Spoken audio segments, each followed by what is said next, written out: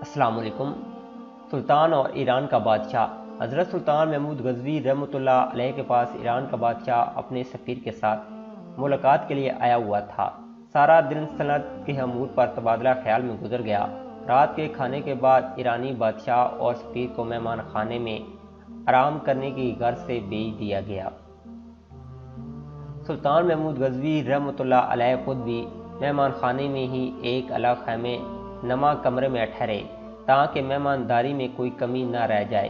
تقریباً نصف رات کے بعد سلطان نے اپنے خیمے کے باہر کھڑے غلام کو آواز دی، حسن!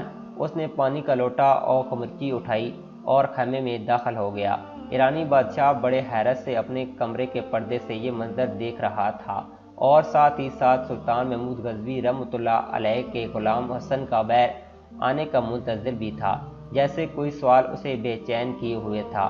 جیسے یہ حسن سلطان کے خیمے سے باہر نکلا، ایرانی بادشاہ نے اسے بلایا اور پوچھا کہ جب سلطان نے تمہیں آواز دی حسن تو تمہارا حق تھا پہلے پوچھتے جی کیا حکم ہے آقا؟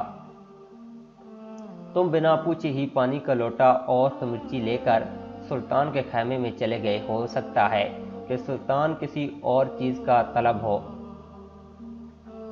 حسن مسکرایا اور ایرانی بادشاہ کو جواب دیتے ہوئے بولا، حضور میرا مکمل نام محمد حسن ہے اور میرا سلطان ہمیشہ باوضو رہتا ہے، اور جب اس کا وضو نہ ہو تب مجھے حسن کہہ کر پکارتا ہے اور میں سمجھ جاتا ہوں اب سلطان وضو کی حاجت ہے، اور انہوں نے اس میں محمد صلی اللہ علیہ وآلہ وسلم اپنی زبان سے ادا نہیں کیا۔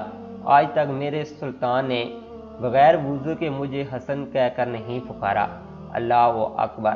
یہ تھے وہ ہمارے اسلامی تاریخ کے ہیرو جن کے دلوں میں عشق محمد صلی اللہ علیہ وآلہ وسلم کا ٹھاٹھے مارتا سمندر تھا۔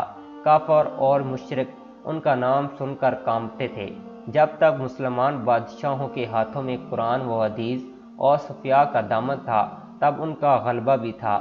جب ہاتھوں میں شراب کے جام اور باہوں میں عورتوں کے بدن آنے لگے تو ذلت، رسوائی